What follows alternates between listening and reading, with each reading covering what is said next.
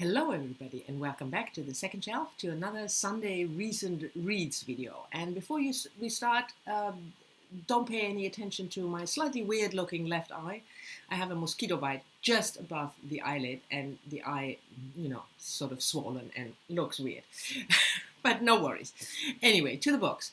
I have only 3 books to talk to you about today because most of my reads the last 2 weeks since the last recent reads videos were Man Booker long list related books, and I decided to separate the recent reads from the Man Booker long list and to make separate videos, separate review videos for the Man Booker long listed books I'm reading. Because first of all, I need more time for these books. They, deserve more attention, I think, if I want to rant about them or praise them. And second of all, I think not everybody is interested in the Man Booker long list, and those who are might not be interested in the rest of my reads, so I decided to separate them. So only 3 books today that I want to talk to you about. And the first book I want to talk to you about is this one, Pond by Claire Louise Bennett, which was published first in 2015. It's a debut novel. Claire Louise Bennett is an Irish writer, and before this book she wrote mainly short fiction, which was published in magazines and newspaper. So it is a debut, but she wrote short fiction before.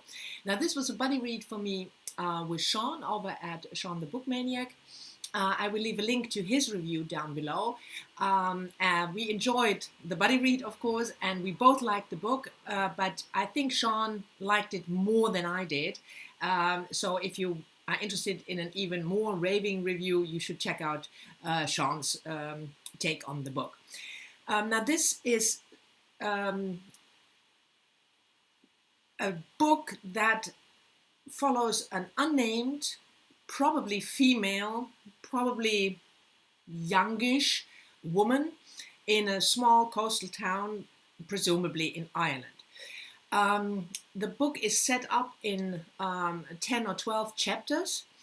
Each chapter has a title, and you can almost read this, and some reviewers did, as a short story collection, even though all the stories are from the same narrator's point of view, the young woman. But John and I decided that it's a novel because there is, although there's not really a lot of plot, but there is a development in the character of the main protagonist. So we see bits and pieces of her life, but mainly the chapters are musings on certain themes, and most of them are hilarious. Witty, the writing is fantastic. When Claire Louise Bennett talks about, or lets her narrator muse about a pond, or the control knobs of an oven, or growing potatoes. It's just, I really, really liked it. The fact that I didn't in the end like it as much as Sean had to do with the overall arc and how Bennett ended the book. That just didn't entirely convince me. So this is a book, if you're looking for really, really good writing, if you're not plot interested, because there is not a lot of plot, and if you like self-reflecting musings about a young woman's life, then I can highly, highly recommend it. But don't go and read this book if you want to have a plot-oriented story. The second book I want to talk to you about is P.D. James' Children of Man, published in 1992. You probably all know P.D. James as a writer of crime and mystery. She was most famous for her crime novels. She died, by the way, she's an English writer, or was an English writer, and she died in 2014, so not that long ago. Very prolific in her crime and mystery writing. But she sometimes ventured outside of crime and mystery, and Children of Man is an example of that, because it's a dystopian sci-fi book. I read this book as a read-along with a new BookTube book club run by Adam over at Memento Mori, and it's the a book to film book club. I will leave a link to Adam's introduction video down below. And his setup is that each month he will read a book and watch the film adaptation. And then on the last Thursday of each month, he will discuss both. So if you're interested in, this kind of subject, books that have been made into films, and you want to compare those, you should definitely check out Adam's book club. And this month we read, or last month, it was in July, we read P.D. James' Children of Men and the film adaptation. Now the book is set in 2021, which obviously in 1992, when P.D. James wrote the book, was in the far future. It's not so far away now, it's only 3 years, in Great Britain. And, excuse me, the premise of the book is that the whole world has become infertile after 1995. The last child in the world was born beginning of 1995. Those children, called Omegas, or Omegas, I think is the right pronunciation, are now adults, obviously, in their 20s. And after that, no child has been born. We follow a character named Theodore. He is a philosopher, professor in Oxford. And the first part of the book is his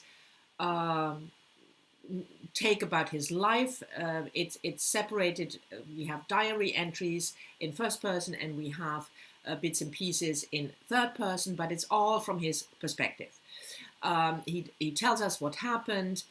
Nobody knows why it happened, so he can only tell us that it happened and what consequences it had on the world, especially on Britain. Britain is now not a democracy anymore, but it's an authoritarian system.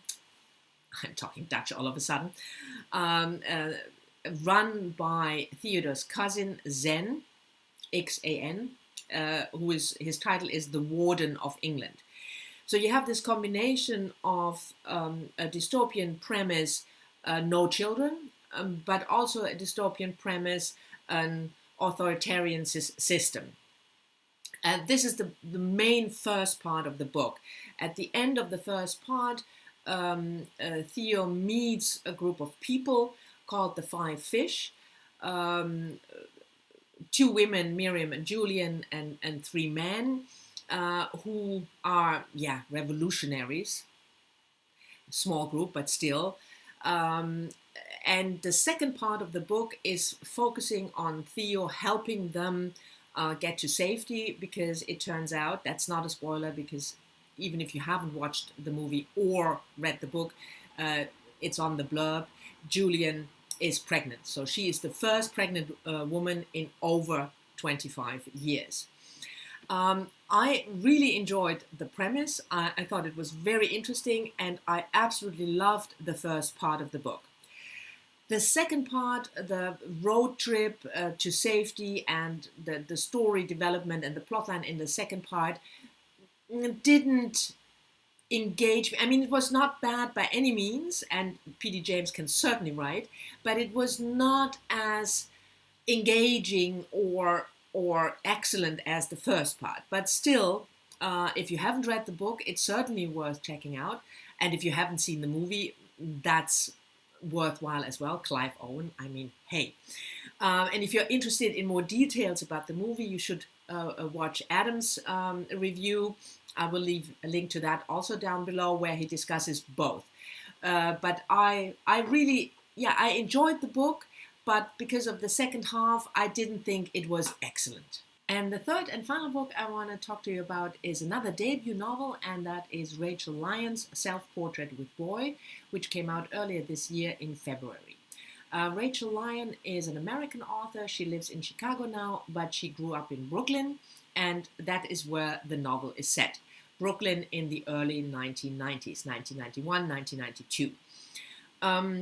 I picked up this book, first of all, because I'm interested in discovering new authors. I always try to read at least 1 or 2 debut novels a month, but also because I thought the premise of the book was really intriguing. We follow a young not yet successful photographer, Louise Lou Ryle, who lives in a dilapidated former industrial building in Brooklyn, which now houses mainly artists. Louise or Lou wants to make her mark as a photographer, but so far she hasn't. She has to work 3 jobs: grocery store, some fast food chain or something, and a store which develops pictures, in order to provide for herself. And the whole building, you have rats in the cellar. But anyway, the premise. I wanted to talk to you about the premise. So what she does is she started a project of making one self-portrait every day. And self-portrait number 400, which is at the beginning of the book, she decides to do a portrait in front of her window, jumping up and, making a photography of a photograph of the jump just when she's mid-jump. She does that, and by accident, behind her, she captures a falling boy, the boy of her upstairs neighbors, Katie and Stephen. 12-year-old Max falls out of the window to his death. That's the premise of the book. This photograph is brilliant, if we have to believe Lou, as a piece of art, but there are also, of course, also moral implications. Should she publish the photograph and make her mark, because she knows that this photo will be famous and will make her money? Or shouldn't she? Should she tell Katie and Steve about the picture? So that is the premise of the book, and that was what really intrigued me, so that I picked up the novel. And I ended up liking it, but not loving it. But that is, I think, also due to my expectations, because my expectation was that the novel would really focus almost entirely on this premise and the development of the premise, how Lou would deal with this moral conflict. And it does. I mean, it is part of the book, but main parts of the book are much more focusing on the just starting gentrification of Brooklyn, about the artist's life in the building. We learn about the other neighbors, we learn about the building's owner, and then the developers in the area. And that just didn't grip me as much.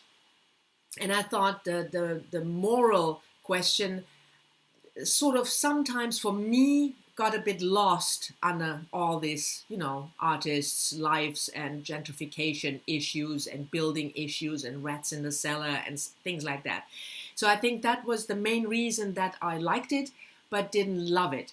But maybe if you go into the book knowing that the development of Brooklyn will be a big part of the story, you might enjoy it much more. And a lot of people loved it. So I can hesitantly recommend it because it's certainly not a bad book. So this was it for my recent reads on this Sunday. I will go now and cool my eye, because I'm feeling it's closing down on me. Thank you very much for watching. I hope you've enjoyed it. Talk to me as always down in the comments, and let me know whether you read any of the books or are interested in any of them, or tell me about your recent reads. And I'll see you with both eyes open, I hope, in my next videos. Bye bye.